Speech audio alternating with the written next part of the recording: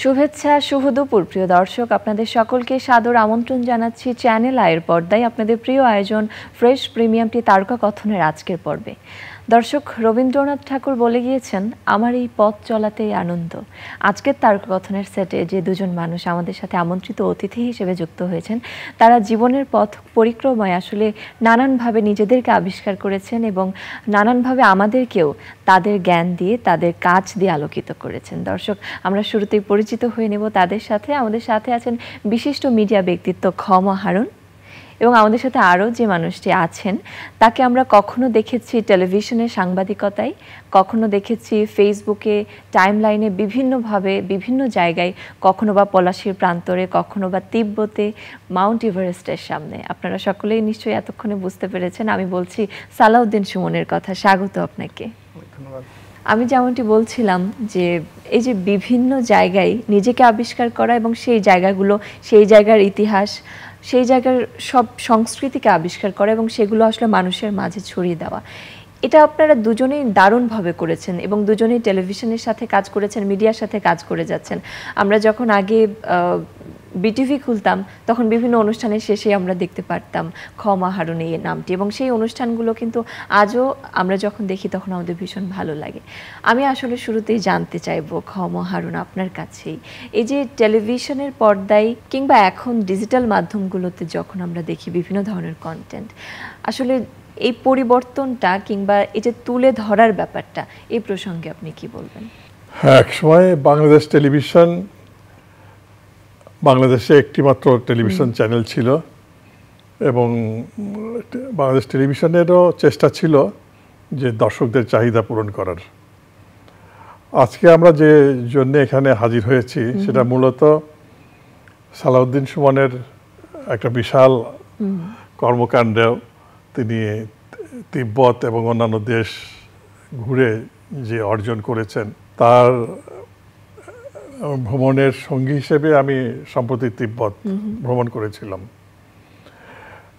আমি বাংলাদেশ টেলিভিশনে কাজের সুবাদে এবং অন্যান্য বিভিন্ন সময়ে পৃথিবীর বিভিন্ন প্রান্ত বা বিভিন্ন জায়গায় ঘুরেছি, বড় বড় শহর দেখেছি, চীনেও আমি বহুবার গেছি। কিন্তু আমার সবসময় একটা মনের ভিতর আকাঙ্ক্ষা ছিল যে নিষিদ্ধ দেশ এবং নিষিদ্ধ নগরী যাকে বলা হয় লাসা এবং নিষিদ্ধ অঞ্চল হচ্ছে তিব্বত, এই জায়গাটা ভ্রমণ করার, কিন্তু কোনো উপায় খুঁজে পাচ্ছিলাম না যে কিভাবে তিব্বতে যাওয়া যায়।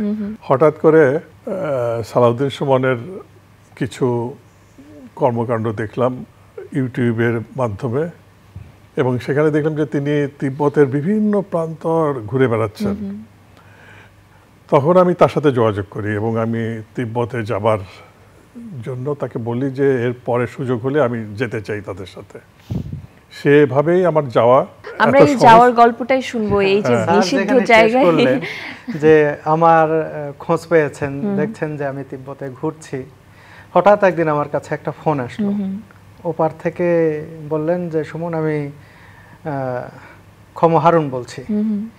তো আমি তো সাথে সাথে মনে হয় যে এক ধাক্কায় 15-20 বছর পিছনে চলে গেলাম। ছোটবেলায় যখন বিটিভি দেখছি, প্রোগ্রাম শেষ হচ্ছে, প্রযোজনা ক্ষমা হারুন লেখাটা উঠছে সাদা কালো টেলিভিশনে, সেই দৃশ্যটা স্যার যখনই নাম বলছেন তখনই যেন আমার চোখের সামনে ভেসে উঠলো। ছোটবেলায় আমার মনে পড়ে একদিন টিভি দেখছি আমাদের বাসায়, সেই সময় আমার ছোট মামা ছিলেন, তিনি এখন দুবাই থাকেন। তিনি আমাকে বলছেন, সুমন, এই যে ক্ষমা হারুন লেখা উঠলো, এটা কি, তুমি কি জানো? তো আমি বললাম, না, আমি তো জানি না। তখন বলছেন যে খন্দকার মোহাম্মদ হারুন। ওটাও ভুল ছিল, পরে স্যার আমাকে সংশোধন করে দিয়েছেন যে খান মোহাম্মদ হারুন। কিন্তু এই ধারণাটা মাথায় ছিল, বা সাথে সাথে স্যার যখন বলছেন যে তিব্বত যাবেন, আমি খুব খুশি হয়েছি। যে আমরা একটু তিব্বত যাত্রার যে দুঃসাহসিক এই অভিযানের গল্পটা একটু শুনি, আসলে কিভাবে একটা নিষিদ্ধ জায়গায় আপনি গেলেন এবং পরবর্তীতে একটা টিম নিয়ে গেলেন। আসলে আমি যখন থেকে কাজ শুরু করেছি, আমার ইতিহাসের প্রতি টান, প্রকৃতির প্রতি টান, আর যেসব নিষিদ্ধ জিনিসটার প্রতি মানুষের কিন্তু আবার টান থাকে আলাদা, বা দুর্গম জায়গা যেখানে কেউ যেতে পারে না বা যেতে চায় না, এইগুলো বিষয়ের প্রতি আমারও ব্যাপক টান। তিব্বতের আগে খেয়াল করবেন যে আমি কিন্তু ছুটে গেছি নাগাল্যান্ডে, যায় না কেউ তেমন, আমি ত্রিপুরায় গেছি, ত্রিপুরাও গেল, মিজোরাম, অরুণাচলের পারমিট পাওয়া খুবই কঠিন ব্যাপার। আমরা গুয়াহাটিতে গিয়ে 4 দিন শুধু অপেক্ষা করছি পারমিট পাবো কিনা। এটা ইন্ডিয়ান হোম মিনিস্ট্রি থেকে পারমিট নিতে হয়। সেই পারমিটটা নিয়ে আমরা অরুণাচল পর্যন্ত ঘুরে এসেছি। এইরকম তিব্বতের প্রতি একটা টান অনেক আগে থেকেই। আমি ভাবছিলাম হয়তো আমি কখনো যেতেই পারবো না। তারপরেও আমি খোঁজ পেলাম যে নেপাল দিয়ে কাঠমান্ডু হয়ে যাওয়া যায়। তো খোঁজ নিলাম যে বাংলাদেশি পাসপোর্টে আসলে যাওয়া যায় না। পরে আমার সাথে যে ভ্রমণ সঙ্গী নিলয়, ওকে দায়িত্ব দিলাম যে তুমি এটা যে কোনোভাবে বের করো যে কিভাবে যাওয়া যায়। তো ও মাস দেড়েক ট্রাই করে উপায় খুঁজে বের করলো যে এইভাবে যাওয়া যায়, চলেন যাই। আমি তিব্বতের মাটিতে পা দেওয়ার আগ পর্যন্ত মনে হয়নি যে আমি সত্যি এখানে যেতে পারবো। মানে আমি ট্রেনে করে 24 ঘন্টা ট্রেন জার্নি করেছি, ওয়ার্ল্ড হাইস্ট রেলওয়েতে গিয়েছি। যে রেলওয়ে একটা স্টেশন আছে 5200 মিটার উচ্চতায়, যেটা এভারেস্ট বেস ক্যাম্প তিব্বতের, যে সে তার উচ্চতাও হচ্ছে 5200 মিটার, 5254 সম্ভবত মিটার উচ্চতায়। মানে পৃথিবীর ছাদ দিয়ে ট্রেন ভ্রমণ, এটার যে কি একটা অভিজ্ঞতা, এটা বলে বোঝানোর মতো নয়। আমার ভিডিও যারা দেখেছেন তারা হয়তো খানিক বুঝতে পেরেছেন, কারণ যা দেখি তার শতভাগ বোঝানো সম্ভব হয় না। তো রেলওয়ে স্টেশনে যখন লাসায় পৌঁছালাম, বের হব, শেষ গেট পার হব, তখনও মনে হচ্ছিল যে ওখানে গিয়েও পাসপোর্ট স্ক্যান করতে হয়। তাদের তিব্বতের শুধু চাইনিজ ভিসা থাকলে হবে না, তিব্বতের স্পেশাল পারমিট লাগে তিব্বতে ঘোরার জন্য। সেই পারমিট আবার দেখাতে হয়, পাসপোর্ট স্ক্যান করতে হয়। সেই মুহূর্ততে আমার মনে হচ্ছিল যে মনে হয় আমাকে কোনো কারণে আটকে দেবে, আবার ব্যাক দেবে। ওইটা যখন পার হলাম তখন মনে হয় যে গোটা দুনিয়ায় আমি হাতে পেলাম। কারণ আমাকে যদি কেউ অপশন দিত যে দেখো তোমার সামনে একটা সুযোগ আছে, তুমি আমেরিকা যাবা নাকি তিব্বত যাবা, 2 দেশের মধ্যে একটাতে আমরা নিয়ে যাব তোমাকে, আমি চোখ বন্ধ করে বলতাম আমি তিব্বতে যাব। এটা কি নিষিদ্ধ সেজন্যই আগে সেখানে হ্যাঁ, যেহেতু নিষিদ্ধ, এটার প্রতি তার একটা সমৃদ্ধ ইতিহাস আছে, সেইখানকার মানুষের জীবন যাপন সহ নানান কারণে এটা একটা আগ্রহের জায়গা হয়ে গেছে। ঠিক এখন তিব্বত ঘুরে এসেছে, আমাকে যদি এখন আবার কেউ বলে যে তুমি মাদাগাস্কার যাবা নাকি আমেরিকা অস্ট্রেলিয়া যাবা, চলো কোন জায়গায় যাবা, আমি ঘুরে ফিরে কিন্তু বলবো যে ওই মাদাগাস্কারে যাব। আমাকে যদি উগান্ডা নিয়ে যাবে, আমি উগান্ডা যাব।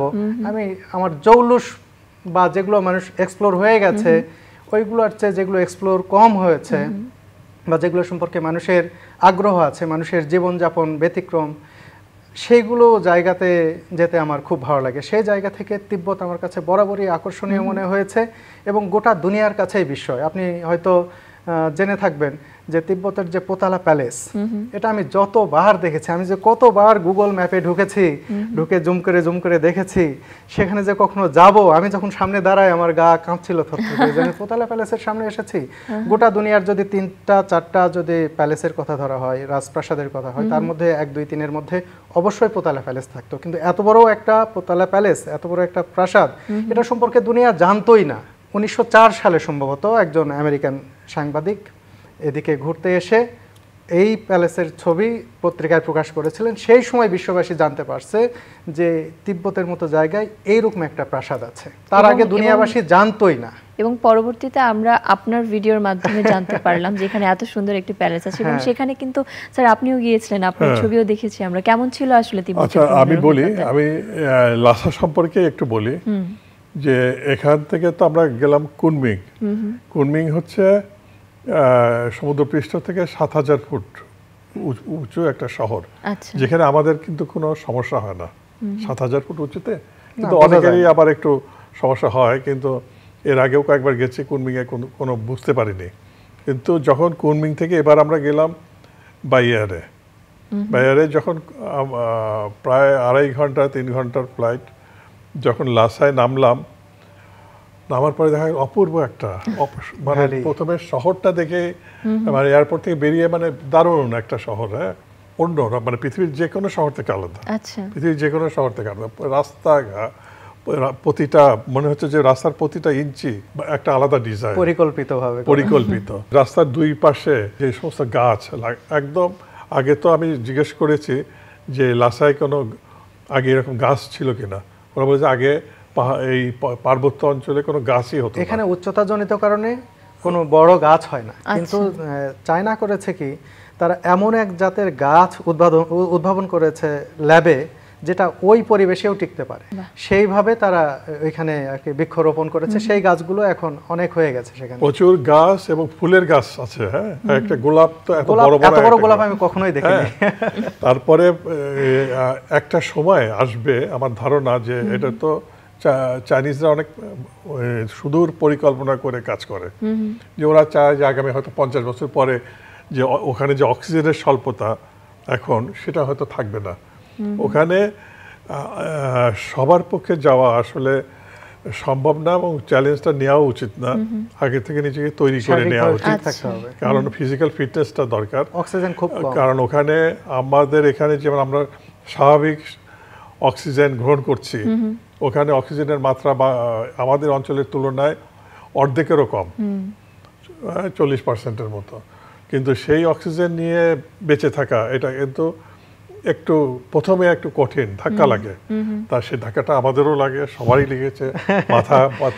তারপরে উচ্চতাজনিত সমস্যা তৈরি হয়, শ্বাসকষ্ট কিছু থাকে, তারপরে থাকে হচ্ছে মাথা ব্যথা করে, অনেকের বমি বমি লাগে। আর আমার যেটা হয় যে দেখি যে নাক দিয়ে রক্ত আসে। আচ্ছা, না এটা আমার ক্ষেত্রে হয়নি, কিন্তু যাই হোক আমি আগের থেকেই তৈরি ছিলাম এবং কিছু হাই অল্টিটিউড সিকনেস এর জন্য কিছু ওষুধও পাওয়া যায়। আচ্ছা, সেটা সেই ট্যাবলেটটা আগে থাকলে সুবিধা হয়। এমনিতে যখন সবকিছু মিলিয়ে সেই জায়গার আসলে যে সৌন্দর্যটা আপনারা অবলোকন করেন, এই যে সমস্যা, শারীরিক সমস্যাগুলো হচ্ছে, আমি যখন লাসা শহরের দিকে তাকাই, যখন পোতালা প্যালেসের দিকে তাকাই, যখন জোখাং টেম্পল দেখি, যখন দ্রিপং মনেস্ট্রি, সেরা মনেস্ট্রি, এদের কর্মকাণ্ড, মানুষের জীবনযাপন দেখি, তখন এইগুলো ভুলে যেতে হয়। স্যারকে নিয়ে গিয়ে আমি চা খেয়েছিলাম তিব্বতের খুব পুরাতন একটা চায়ের স্টলে। স্যার কেমন লেগেছিল? অসাধারণ। আমি মানে রাস্তার পাশে ও আমাকে বলে যে প্রচুর ভিড় একটা চায়ের, বিশাল চায়ের দোকান। ও আমাকে বললো যে এখানে আসেন চা খাই। আমি বললাম যে এখানে তো বসারই জায়গা পাচ্ছি না। যাই হোক কোনো রকমে বসলাম। তারপরে তারা যে চাটা দিল, ইয়াকের দুধের চা, হ্যাঁ ইয়াকের দুধের চা, এই প্রথম খেলাম। হ্যাঁ, ইয়াক দেখেছি আগে আমি এর আগে আমি জেড মাউন্টেনে গেছি, ওখানে ইয়াক দেখেছি। ভুটানে কিছু কিছু জায়গায় দেখা যায়। চা কেমন ছিল? অসাধারণ, অসাধারণ, তুলনাহীন। আসলে আপনাদের কাছ থেকে আমরা তিব্বতে, আচ্ছা আরেকটা জিনিস আমি বলি যে আমি প্রথম আমরা যেদিন গিয়ে যাই সেদিন আমরা গিয়েছিলাম অতীশ দীপঙ্কর শ্রীগানের যে সমাধি সৌধ মন্দির সেখানে, এবং আমরা জানি যে অতীশ দীপঙ্কর এই বাংলাদেশের মানুষ, এই বিক্রমপুর বজ্রযোগিনী গ্রামে তার জন্ম, এবং সেটা 958 এরকম মানে সাল, মানে এখন থেকে বহু বছর আগে, 91 সঠিক মনে নেই। হ্যাঁ, তারপরে 1000 ওইখান থেকে উনি ধর্মগুরু ছিলেন। উনি বৌদ্ধ ধর্মে সেই সময় অত্যন্ত পণ্ডিত এবং সবার কাছে খুব গুরু স্থানীয় একজন ব্যক্তি ছিলেন। পরে উনি এখানে, তারপরে বিহারে, নেপালে ধর্মপ্রচারক এবং ধর্মের জ্ঞান বিতরণ করতেন। সেই সময়ে তিব্বতের যে রাজা বলেন বা দালাই লামা, যাই হোক, রাজা ছিলেন, হ্যাঁ রাজা, তো উনি ওনাকে সাথে করে ওনাকে অনেক চেষ্টা করে লাসায় নিয়ে আসেন। আচ্ছা, সেই সময় তো পাহাড় ডিঙিয়ে ডিঙিয়ে ওনাকে বিভিন্নভাবে নিয়ে আসা হয়। নিয়ে আসার পরে উনি কিন্তু আর লাসাতে যে লাসার মানুষকে এবং তিব্বতকে এত ভালোবাসেন যে ওখান থেকে তিনি আর ফিরে আসেননি। আচ্ছা, এবং ওখানে তার যে মন্দির, সেখানে সারাক্ষণ ধর্মচর্চা হচ্ছে, সেখানে মানুষ যাচ্ছে, তাদের জন্য খাবারের ব্যবস্থা আছে। এইসব দেখে আপনারাও বাংলাদেশি হিসেবে নিশ্চয়ই ভীষণ রকম গর্বিত। আমরা অবশ্যই, কারণ উনি একজন বাঙালি। এবং সবচেয়ে মজার জিনিস যে ওখানকার যে স্থানীয় তিব্বতী যারা, তারা কিন্তু বাংলাদেশকে চেনে এই অতীশ দীপঙ্করের মাধ্যমে। ওইখানে গিয়ে প্রথমবার আমি যখন বাংলাদেশি বলছিলাম, কেউ চেনে না, ওরা মঞ্জলা গুয়া বলতে হয়। আচ্ছা, মঞ্জলা গুয়া বললে বোঝে এটা বাংলাদেশ। আমরা যেরকম মার্কিন যুক্তরাষ্ট্র বললে ইউএস এর কেউ বুঝবে না, ওদের একটা নিজস্ব নাম আছে আমরা তিব্বত ভ্রমণের বিভিন্ন রকম গল্প আপনাদের কাছ থেকে শুনছিলাম। কিন্তু এখানে বলি, কিন্তু অতীশ দীপঙ্করের নাম ওরা বলে অতীশা, এই নামটা কিন্তু ওদের খুব পরিচিত। কেউ কিছু না বলে যদি বলে অতিশা দীপঙ্করের দেশ থেকে আসছি, এক নামেই চিনে যাবে। আমরা আসলে সেই ভ্রমণের কিছু ছবি, কিছু ভিডিও দেখে আসি এই পর্যায়ে দর্শকদেরকে সাথে নিয়ে।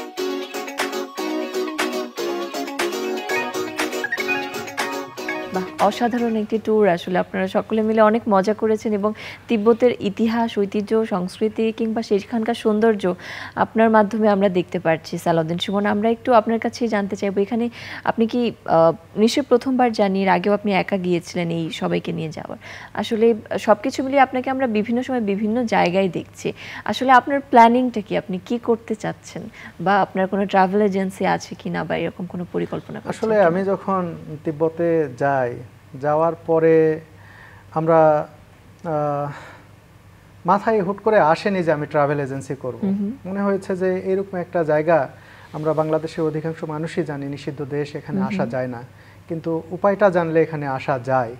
তো আমরা যে এজেন্সির মাধ্যমে গিয়েছিলাম ওইখানে, তিব্বতে যেতে হলে আপনি নিজে ঘুরতে পারবেন না, অন্য কোনো দেশের মতো না এটা, যে আমি একটা ভিসা আছে আমি গেলাম নিজে ঘুরে আসলাম।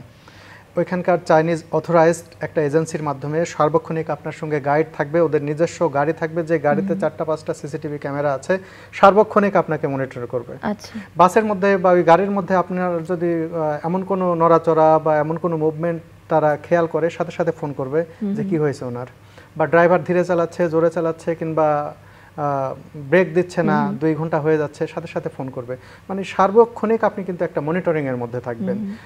ওইখানে গিয়ে আপনাকে এজেন্সি দিয়েই ঘুরতে হবে, এবং প্রত্যেকটা পদে পদে আপনার দেখতে চাইবে যে এই জায়গায় আসার আপনার অনুমতি আছে কিনা, প্রত্যেকটা ঘাটে ঘাটে আপনার চেক হবে। তো সেই রকম জায়গায় যাওয়ার পরে আমার মনে হয়েছে যদি আমি সব কিছু ডকুমেন্টেশন করি এবং মানুষজনকে এখানে নিয়ে আসতে পারি, এটা ভালোই হতে পারে।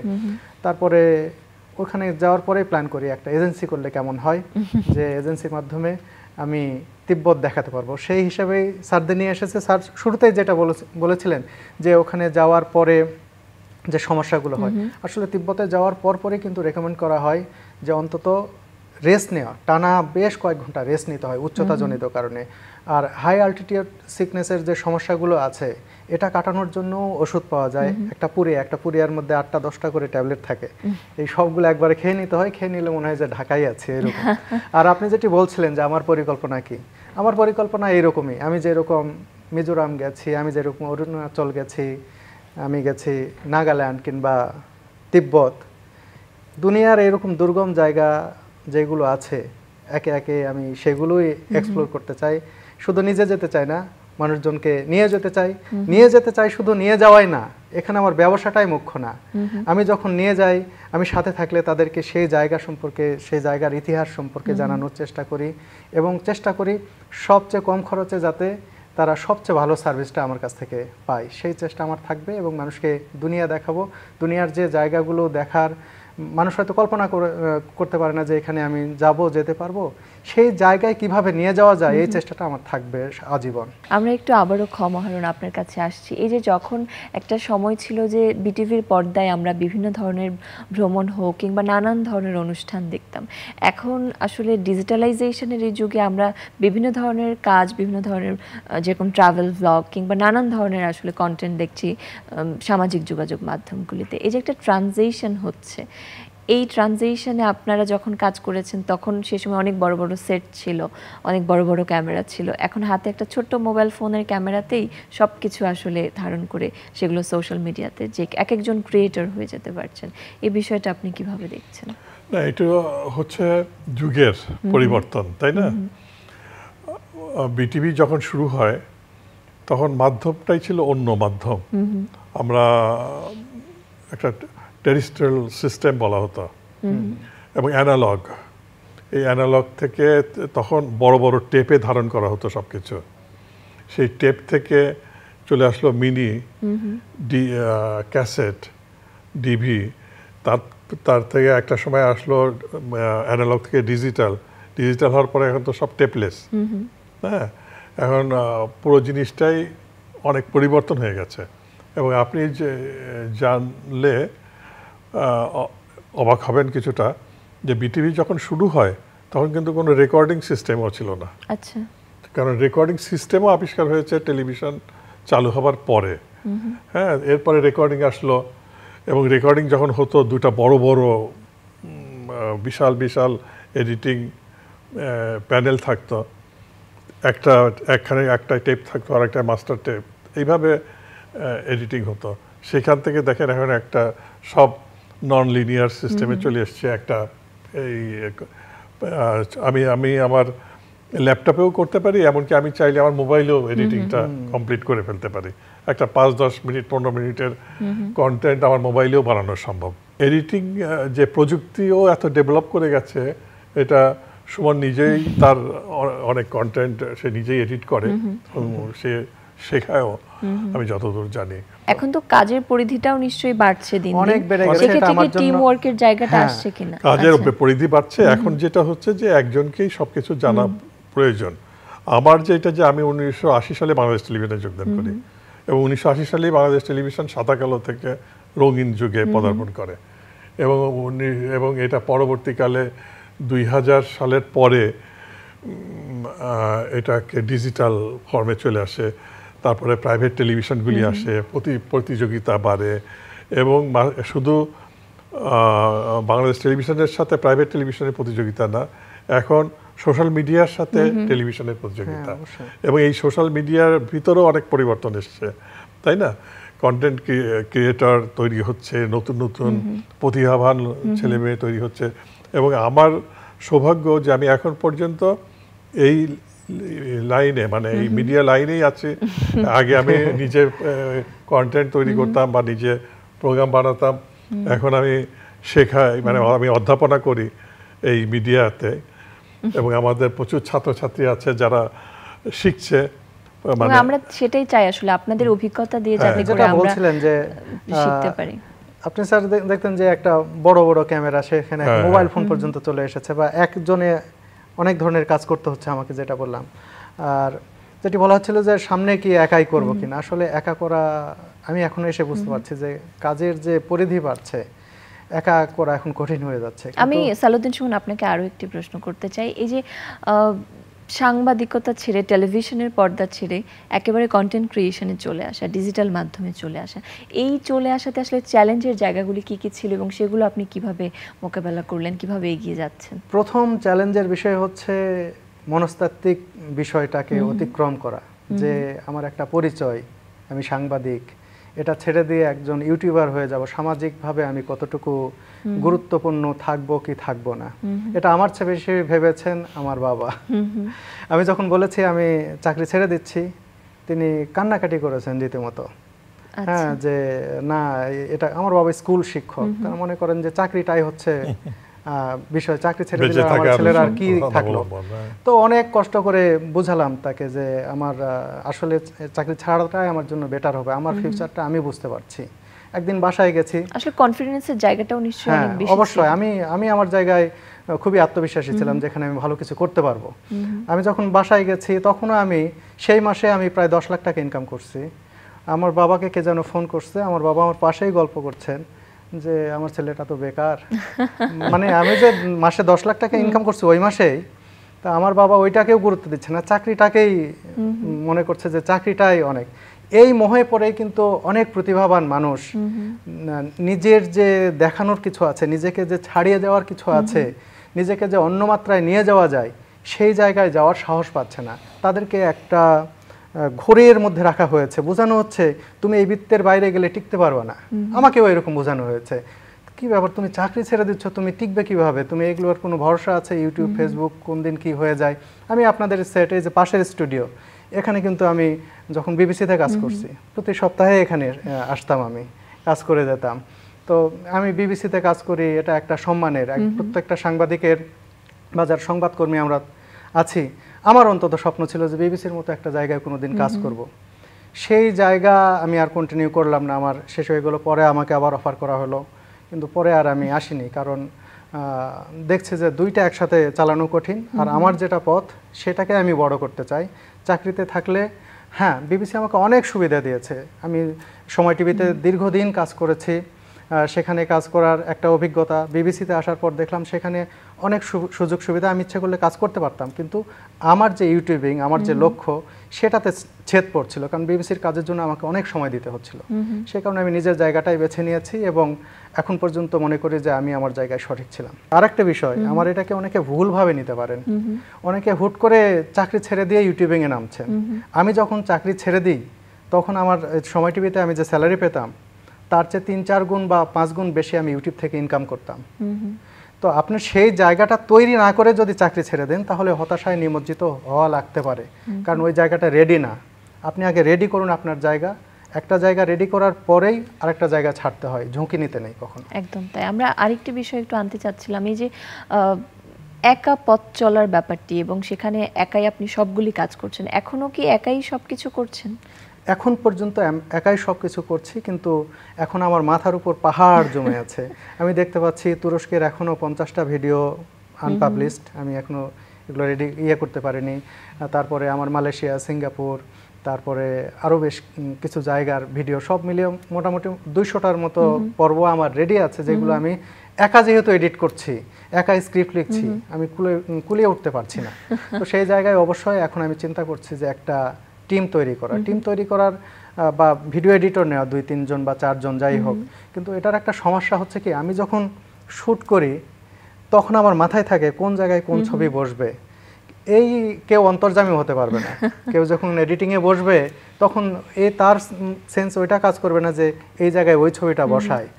এইখানে এসে আমি ধাক্কা খাই, কিন্তু তারপরেও করতে হবে একটা টিম করতে হবে। হচ্ছে কি সুমন, সেটা হচ্ছে যে আপনাকে যে এডিটর নেবেন তাদেরকে প্রথম দিকে কিছু ট্রেনিং দিতে হবে, যে তারা আপনার ভিডিও কন্টেন্ট কিভাবে করেন সেটা বুঝতে হবে। সেটা যখন তারা একবার বুঝে যাবে তখন দেখবেন যে আর সমস্যা হবে না, কারণ আপনার এখন যে কাজের পরিধি তাতে টিম বাড়াতেই হবে, ছোট টিম দিয়ে আর হবে না। আর আমি এই প্রসঙ্গে আরেকটা জিনিস বলি, যে আমি এখন যে ইনস্টিটিউটের অধ্যাপনা করি সেখানে অনেক ছাত্রী আছেন যারা cinematography, video editing, motion graphics, film making, script writing ইত্যাদি বিভিন্ন কিছু শিখছেন। আগে দেখা যেত যে যখন ছাত্ররা ভর্তি হতো তখন জিজ্ঞাসা করতো যে স্যার চাকরি পাওয়া যাবে কি না, এখানে যদি আমি ভিডিও এডিটিং শিখি বা সিনেমাটোগ্রাফির উপর কোর্স করি আমার কি কোনো চাকরি হবে কি না। তাই বললাম যে এটা আমি বলতে পারি না, এটা তো পুরোপুরি ডিপেন্ড করে আপনার মেধার উপর, আপনার সৃজনশীলতার উপর, আর আপনি কেন চাকরি করতে চান। কারণ আমরা তো আপনাকে তৈরি করে দিতে চাই। এখন হচ্ছে কি, এখন যেটা হয়েছে এটা হচ্ছে 2 বছর আগের কথা, 2-3 বছর আগের। এখন আমাদের কাছে বিভিন্ন প্রতিষ্ঠান থেকে মানুষজন আসে, কোনো প্রতিষ্ঠানের প্রধান নির্বাহী আসেন যে আমাদের 4-5 জন ভিডিও এডিটর দরকার বা 2 জন ক্যামেরাম্যান দরকার। তা আমরা ক্লাসে বলি, নোটিশ দেই যে কেউ আগ্রহী কিনা। এখন কেউ চাকরিতে যেতে আগ্রহী হচ্ছে।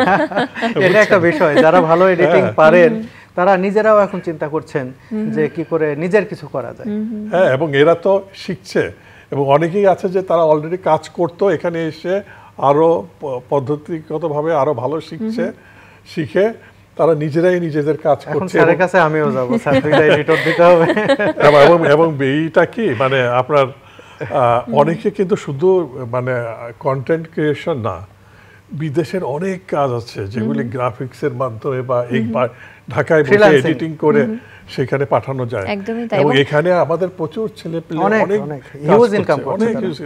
এবং এই যে ডিজিটাল মাধ্যমগুলোতে এখন কাজের প্রবণতা, আগ্রহ দুটোই বাড়ছে, এবং ইউটিউবের আর্নিং নিয়ে আসলে অনেকের অনেক ধরনের প্রশ্ন, অনেক ধরনের কিউরিয়াসিটি। আমি একটু সালাউদ্দিন সুমন আপনার কাছে জানতে চাইবো, আসলে ইউটিউব থেকে সকলে বলে লক্ষ লক্ষ টাকা আর্ন করা যায়, আসলেই কি তাই কিনা? আসলে এখানে অনেক আর্ন করা যায়, অনেকে অনেক আর্ন করে, কিন্তু আমি খুব বেশি করতে পারি তা না।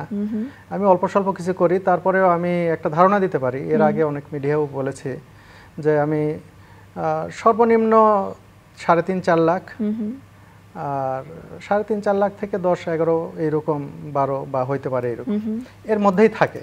কিন্তু ওই যে 3.5-এর নিচে আমি কাজ শুরু করার পর থেকে, বিশেষ করে আমি যদি বলি 2021 সালের পর থেকে 3.5 লাখ টাকার নিচে আমি কোনো মাসেও উঠাইনি। এটা সর্বনিম্ন। এটা যদি একেবারে খুবই খারাপ হয়, আমি কোনো ভিডিও টিডিও কিচ্ছু না দিই, তাও এটা হয়তো আসে। এই পুরনো ভিডিও, হ্যাঁ, ওগুলো থেকে আসে।